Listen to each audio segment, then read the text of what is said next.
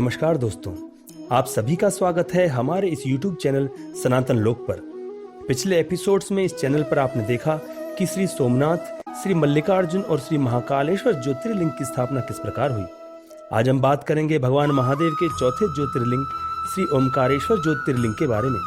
लेकिन उससे पहले जिन भी दर्शकों ने पहले तीनों वीडियोज नहीं देखे हैं तो नीचे डिस्क्रिप्शन में तीनों वीडियोज के लिंक उपलब्ध हैं। आप उन लिंक्स पर जाकर पहले वे तीनों वीडियोज देख लें। और अगर ये चैनल अभी तक सब्सक्राइब नहीं किया है तो आपसे मेरा अनुरोध है कि चैनल को अभी सब्सक्राइब कर लें और साथ में बेल आइकन को भी प्रेस कर दें। तो चलिए दोस्तों, शुरू करते हैं आज का वीडियो। आज हम बात कर रहे हैं श्री ओमकारेश्वर ज्योतिर्लिंग के बारे में। ओमकारेश्वर ज्योतिर्लिंग मध्य प्रदेश के खंडवा जिले में नर्मदा नदी के बीच मांधाता द्वीप पर स्थित है। यहाँ दो शिवलिंग स्थित हैं, ओमकारेश्वर और ममलेश्वर। इन दोनों शिवलिंग की गणना एक ही ज्योतिर्लिंग के रूप में की गई है। श्री ओमकारेश्वर ज्योतिर्लिंग की स्थापना की पौराणिक कथा इस प्रकार है। प्राचीन समय में अयोध्या में सूर्यवंशी राजा मांधाता राज्य करते थे। वे महान तेजस्वी और शक्तिशाली राजा थे। समस्त पृथ्वी पर अपना आधिपत्य स्थापित कर वे चक्रवर्ती सम्राट हुए। एक समय उनके मन में विचार उत्पन्न हुआ कि मैंने जीवन में सभी भोग भोग लिए हैं, अब बस अपने आराध्य भगवान महादेव के दर्शन करना शेष रह गया है। यह विचार आने पर उन्होंने सारा राज्य अपने पुत्रों को देकर तपस्या के लिए एक पवित्र स्थान की खोज की। विंध्य पर्वत की श्रृंखलाओं में से एक पर्वत को तपस्या के लिए सर्वोत्तम स्थान पाकर राजा मांधाता ने विंध्य पर्वत से प्रार्थना की कि हे विंध्य पर्वत, मैं मांधाता भगवान महादेव के दर्शनों के लिए इस स्थान पर तपस्या करना चाहता हूँ, कृपया मुझे इसकी आज्ञा प्रदान करें। तब वहां पर विंध्य पर्वत ने प्रकट होकर मांधाता जी से कहा कि यह तो मेरे लिए परम सौभाग्य की बात है कि भगवान महादेव की तपस्या के लिए आपने यह स्थान चुना। आप यहाँ तपस्या कीजिए, मैं यथासंभव आपकी सहायता करूंगा, और जब भगवान महादेव प्रकट हों तब आप मेरे लिए भी वरदान मांग लेना। मांधाता जी ने कहा कि आप तो सभी संपदाओं से युक्त हैं, आपको किस बात की कमी है।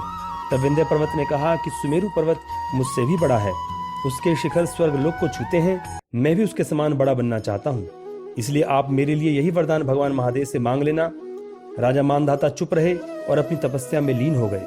मांधाता जी ने बड़ी कठोर तपस्या करके भगवान महादेव को प्रसन्न किया। भगवान महादेव प्रकट हुए और मांधाता जी से वरदान मांगने के लिए कहा। मांधाता जी बोले कि हे महादेव, मैंने किसी वरदान के लिए तपस्या नहीं की है, मैंने सिर्फ आपके दर्शनों हेतु ही तपस्या की है, और अगर आप कुछ वरदान देना चाहते हैं तो आप इस पर्वत पर ओमकार स्वरूप में स्थित हो जाएं। यह सुनकर भगवान महादेव अति प्रसन्न हुए और फिर वह संपूर्ण पर्वत ही ओमकार स्वरूप हो गया। मांधाता जी की तपस्या पूर्ण जानकर विंध्य पर्वत वहां आए और मांधाता जी से पूछा कि क्या आपने मेरे लिए भी भगवान महादेव से वरदान मांग लिया है। मांधाता जी बोले कि मैं आपके लिए वरदान मांगकर परम पिता ब्रह्मा जी का अपमान नहीं कर सकता था, इस कारण आपके लिए वरदान नहीं मांगा। तब विंध्य पर्वत ने पूछा कि इसमें ब्रह्मा जी का अपमान कैसे हो जाता।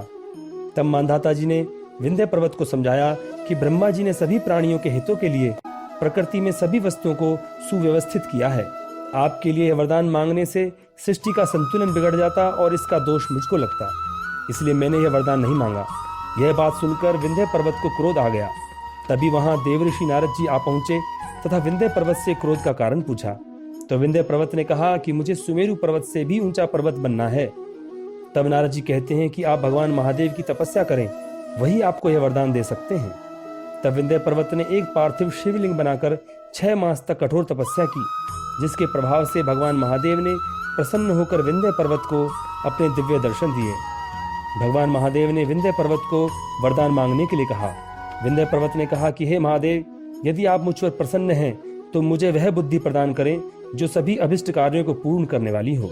तब महादेव ने विंध्य पर्वत को मनवांछित वर प्रदान किया। तभी वहां पर कुछ देवगण और ऋषिगण भी आ गए। उन्होंने भगवान महादेव का विधिवत पूजन किया और महादेव से प्रार्थना की कि हे महादेव, लोक कल्याण के लिए आप हमेशा के लिए यहाँ निवास करें।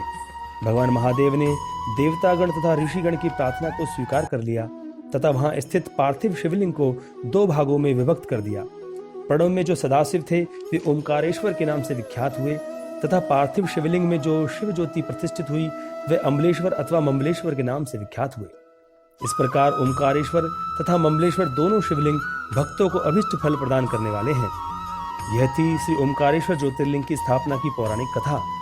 अब हम बात करते हैं इस मंदिर से जुड़े कुछ रोचक तथ्यों के बारे में। ओमकारेश्वर ज्योतिर्लिंग का यह मंदिर एक द्वीप पर स्थित है जो चारों ओर से नर्मदा नदी से घिरा है। इस द्वीप को मांधाता द्वीप अथवा शिवपुरी द्वीप भी कहा जाता है। यहाँ भगवान राम के पूर्वज राजा मांधाता ने भगवान महादेव की तपस्या की थी, जिसके फलस्वरूप भगवान महादेव प्रसन्न होकर यहीं निवास करने लगे। उन्हीं के नाम पर यह पर्वत मांधाता पर्वत कहलाता है। इस द्वीप की लंबाई 4 किलोमीटर और चौड़ाई 2 किलोमीटर है। आकाश से देखने पर इस द्वीप पर ओम के आकार का चिन्ह दिखाई देता है। ओमकारेश्वर ज्योतिर्लिंग किसी मनुष्य द्वारा बनाया गया शिवलिंग नहीं है। यह एक प्राकृतिक ज्योतिर्लिंग है।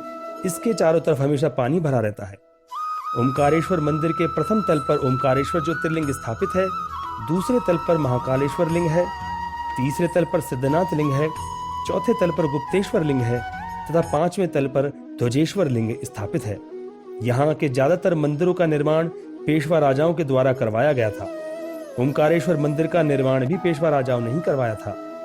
ओमकारेश्वर में कुल 68 तीर्थ हैं तथा 2 ज्योतिर्लिंगों सहित 108 प्रभावशाली शिवलिंग हैं, जिनके दर्शनों का विशेष महत्व है। यहाँ 33 कोटि देवता अपने परिवार सहित निवास करते हैं।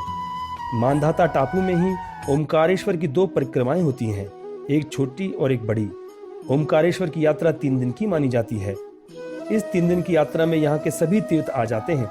प्रथम दिन की यात्रा मांधाता द्वीप पर कोटि तीर्थ घाट पर स्नान करके घाट पर ही कोटेश्वर, हाटकेश्वर, त्र्यंबकेश्वर, गायत्रीश्वर, गोविंदेश्वर आदि के दर्शनों के साथ प्रारंभ होती है तथा कई विशेष मंदिरों के दर्शन करते हुए साक्षी गणेश, अन्नपूर्णा और तुलसी जी के दर्शन करके बीच में विश्राम किया जाता है।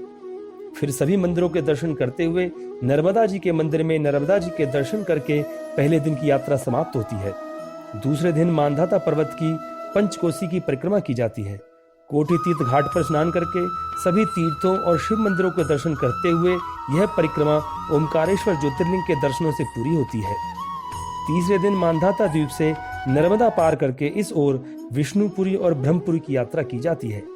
वहां से इंद्रेश्वर आदि के दर्शन करते हुए ममलेश्वर ज्योतिर्लिंग के दर्शन करना चाहिए। ऐसी मान्यता है कि ममलेश्वर ज्योतिर्लिंग के दर्शन लौटते समय करने चाहिए, तभी यात्रा पूरी मानी जाती है।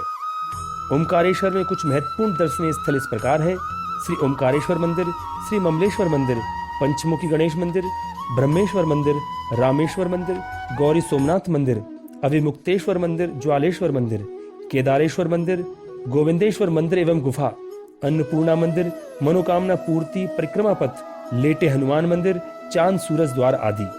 ऐसी मान्यता है कि आज भी भगवान महादेव और माता पार्वती प्रत्येक रात ओमकारेश्वर मंदिर में विश्राम करने के लिए आते हैं और मंदिर गर्भगृह में चौसर भी खेलते हैं, जिसके चिन्ह प्रत्येक सुबह मंदिर खुलने पर पाए जाते हैं।